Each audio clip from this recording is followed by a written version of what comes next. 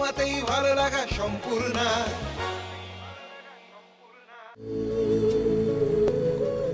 নমস্কার বন্ধুরা, বিনোদন জগৎ, এই জগৎটা আমাদের প্রত্যেকের জীবনে কিন্তু ওতপ্রোতভাবে জড়িয়ে রয়েছে। প্রত্যেকের দেখার ভঙ্গিমাটা হয়তো একটু একটু আলাদা। আমরা কেউ সত্যি বিনোদনের জগতের মাধ্যমে হয়তো বিনোদন খুঁজে পাই, কেউ আবার বিনোদন জগতের মাধ্যমে সত্যটাকে প্রকাশ করার চেষ্টা করে, কেউ বা নিজের রূপকে, কেউ বা নিজের গুণকে। এই বিনোদন জগতেরই একজন পার্সোনালিটিকে আমরা আজকে আমাদের মাঝখানে পেয়েছি, যিনি একাধারে একজন মিউজিক ডিরেক্টর, একজন কম্পোজার এবং অসাধারণ একজন ফিল্ম প্রডিউসারও। Prosenjit Mahapatra, welcome sir. নমস্কার। আপনার সম্পর্কে অনেকটা জানি, বাকিটা আপনার মুখ থেকে শুনতে চাই। আমি আমার ছোটবেলা একটা ইনসিডেন্ট বলি। একদম ছোটবেলাতেই মানে যখন আমি স্কুলে আমার যখন অ্যাডমিশন হয় আর কি, বাবা ব্যাগ দিয়েছিল আর কি স্কুলের জন্য। তো আমি বললাম যে না, ব্যাগে হবে না, আমাকে একটা বক্স চাই অ্যালুমিনিয়াম। তো আমি খুব জিদ করার জন্য আমাকে আলটিমেটলি ওরা দিতে বাধ্য হয় আমাকে একটা বক্স স্কুলে নিয়ে গিয়ে। মানে আমার কি হচ্ছে, আমি কথা বলছি, পড়াশোনায় যাই হোক, মিস পড়াচ্ছে, কিছু করছে, আমি না অটোমেটিক আমার হাতটা বক্সের মধ্যে চলে যাচ্ছে। ওকে, আমি জানি কিছু একটা প্লে করছি, গুনগুন করছি, হয়তো কিছু জিজ্ঞেস করছে, গুনগুন করছি। মানে প্রথম মিস কমপ্লেন করে, কমপ্লেন পড়ার পরে ব্যাপারটা অনেক মেজর হয়ে যায়। আস্তে আস্তে ব্যাপারটা আমাকে মেরেছিল, হাতেও মেরেছিল, আমাকে হাতেও মেরেছিল। প্লাস ব্যাপারটা গিয়ে হেড মিস্ট্রেসের কাছে যায়।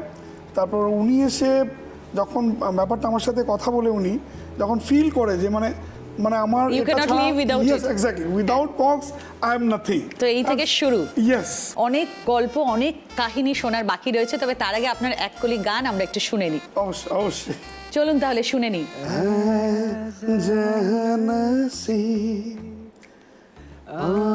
मेरे करीब पलकों में ख्वाब सा लिख दे मेरा नसीब ऐ नसीब आ मेरे करीब हंस दे तू प्यार से होने दे खुश नसीब तू आसमां तू ही है मेरा चाँद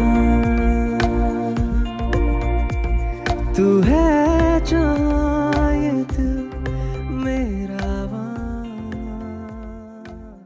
খুব ভালো লাগলো। আচ্ছা, আমাকে একটা কথা বলুন, এই গানের যে সাবজেক্ট, সেই সাবজেক্টটা কীরকম হওয়া উচিত? কারণ আমার মনে হয় আপনি ভীষণ মানে বাস্তব ওরিয়েন্টেড একজন মানুষ। আপনার কথাবার্তায় বা আপনার ছবি, যেখানে বাস্তবকে ঘিরে অনেক কিছু রিফ্লেকশন হয় আপনার ছবিতে। মানে ভেরি রিসেন্টলি আপনার ঘুণ রিলিজ করছে। তো এই সাবজেক্টটা যে গানের মাধ্যমে আপনার যে সাবজেক্টগুলো বেরোবে, সেটা আপনার কিভাবে ভাবনা চিন্তা? মানে আমি অ্যাকচুয়ালি না সাবজেক্ট না, আমি একটা জিনিস যেটা খুব ইম্পর্টেন্ট জিনিস, মানে আমাদের এখানে কিন্তু ট্যালেন্টের কোনো অভাব নেই কিন্তু ম্যাক্সিমাম ট্যালেন্ট যারা ডিউ টু গাইডেন্স, অ্যান্ড গাইডেন্সটা কী ধরনের হচ্ছে, ওদেরকে বলা যাচ্ছে যে তুমি কিশোরের গান করো, তো কাউকে বলা যাচ্ছে তুমি লতার গান করো, তো কাউকে বলা যাচ্ছে তুমি অমুকের গান করো। ফলে ব্যাপারটা কি হচ্ছে, ও না পার্টিকুলারলি কাউকে ফলো করে ওর ডেভেলপমেন্ট যেটা হচ্ছে, নিজের কোনো ডেভেলপমেন্ট হচ্ছে না। আমরা প্রত্যেকে যারা আমরা ডিরেকশনে আছি কিংবা কম্পোজিশন যারা নিজেরা করে, তারা চায় নতুনত্ব, অলওয়েজ সামথিং নিউ। যেরকম আমি এই ঘুণ ফিল্মে একটা ছেলে যে বিগত 10 বছর ধরে কলকাতা হাজারো শো করেছে, আউট অফ কলকাতা হাজারো শো করেছে, কিন্তু ওকে কেউ ফিল্মে চান্স দেয়নি। আচ্ছা, ছেলেটা আমার কাছে আসছিল, এসে আমাকে বললো যে স্যার আমি এত বছর ধরে স্ট্রাগল করছি, কেউ তো আমাকে কিছু করছে না। তো আমি ওকে বললাম যে তুই যতদিন না পর্যন্ত তুই এই ফলো কাউকে করাটা ছেড়ে দিয়ে নিজেকে এমন কিছু একটা করবি যাতে তোকে লোকে ফলো করে, দেন অনলি ইউ সাকসেস। আবার 2 দিন পরে আসছি, আমি ওকে একটা গান দিলাম গাওয়ার জন্য। তো বললো যে আমি তাহলে একটু ট্রাই করি। আমি অবশ্যই ট্রাই করতে, আমি তোকে দেখিয়ে দিচ্ছি, আমি তোকে ব্যাপারটা পুরো বুঝিয়ে দিচ্ছি, কিন্তু আমি ব্যাপারটা যেটা বোঝাবো, তুই যদি সেই ব্যাপার হিসাবে যদি চলে যাস, তাহলে কিন্তু তোর ডেভেলপমেন্টটা ওখানেই থেকে যাবে।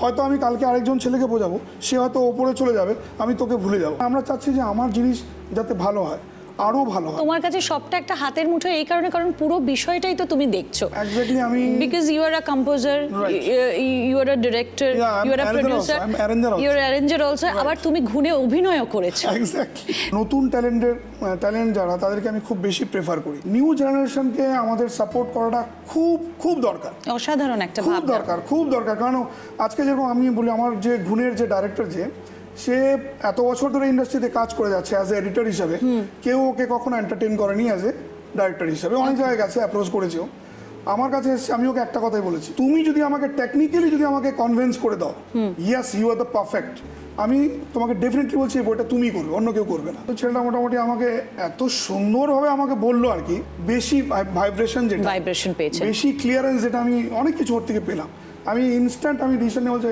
আর এখানে কোনো কেউ কথা বলবে না, আমি জানি কিন্তু আমি তাও মাঝখানে যাবো না, তুমি করবে এক্স্যাক্টলি, তোমার যেটা ভিউ যেটা অসাধারণ ভিউ। আমি শুধু আপনাকে একটা কথাই বলতে চাই, wish you all the very best. আর আগামী জেনারেশনকে, নিউ জেনারেশনকে এইভাবে এনকারেজ করছেন, তার জন্য থ্যাংক ইউ ওয়ান্স অ্যাগেন। আজকে তাহলে এখানেই তোমাদের কাছ থেকে বিদায় নিচ্ছি, তবে আগামী স্যাটারডে এই জি বাংলার এই প্ল্যাটফর্মে, সম্পূর্ণ প্ল্যাটফর্মে প্রসেনজিৎ মহাপাত্রকে নিয়ে আমি শাওন আবার আপনাদের সামনে হাজির থাকবো, আরও অনেক গল্প, আরও অনেক আড্ডা নিয়ে। তোমাতেই ভালো লাগা সম্পূর্ণ।